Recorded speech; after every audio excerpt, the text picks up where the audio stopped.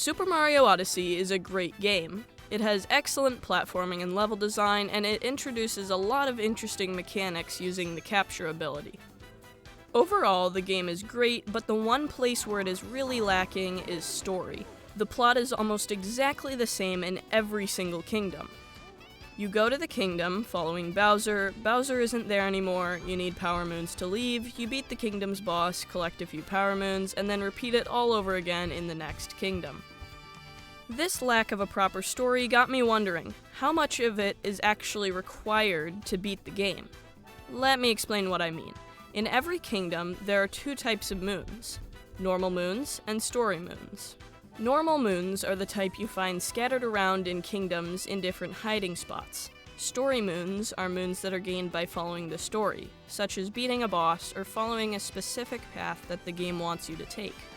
If we are going to try to beat Super Mario Odyssey with as few story moons as possible, we need to know what counts as a story moon.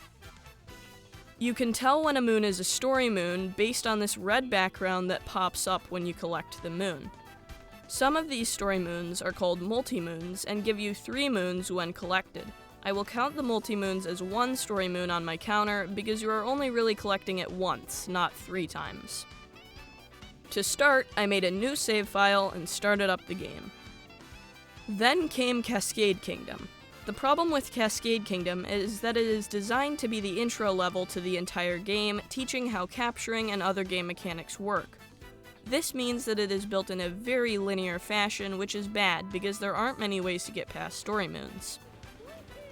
The 2 story moons in the kingdom are, at the very beginning where you use a chain chomp to break open this rock, and at the end of the kingdom where you have to get a multi-moon after beating Madame Brutal. The problem with avoiding the first moon is that it is impossible to get into the rest of the kingdom without collecting it. You can't jump across this gap because there is an invisible wall that blocks you from getting onto the other side. That means that we have to collect our first story moon barely even 5 minutes into the run, but it gets even worse.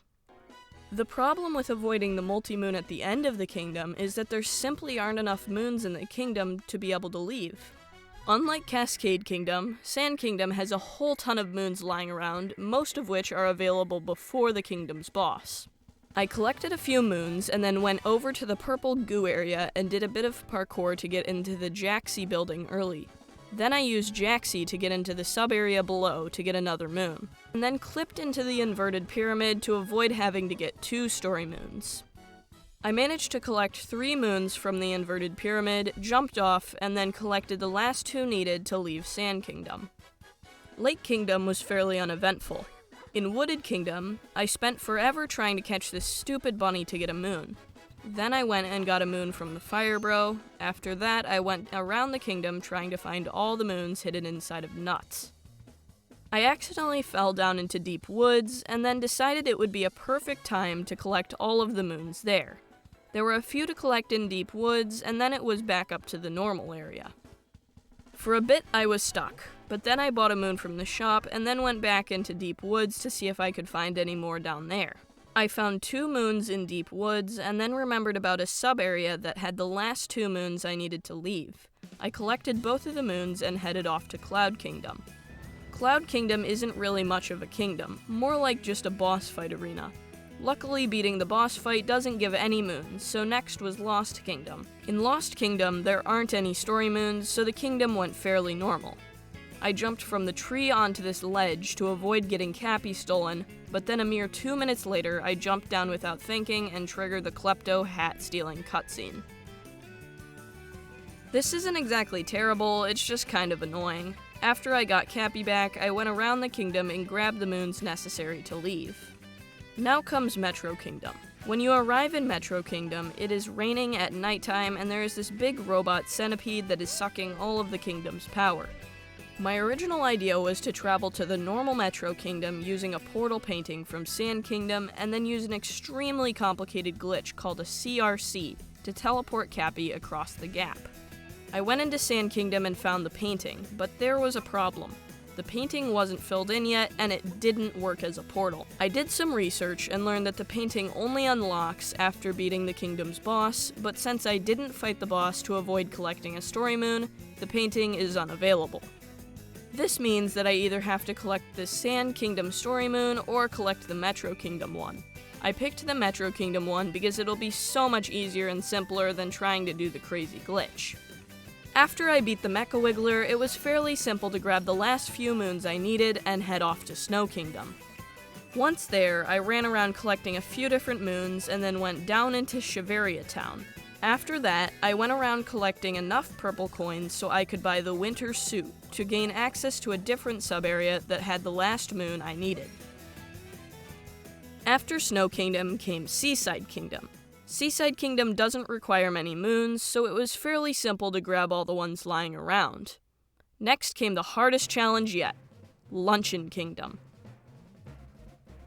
When you start in Luncheon Kingdom, you are in a small area surrounded by pink lava. There is a bridge leading to an arena where you fight the kingdom's first boss, Spewart.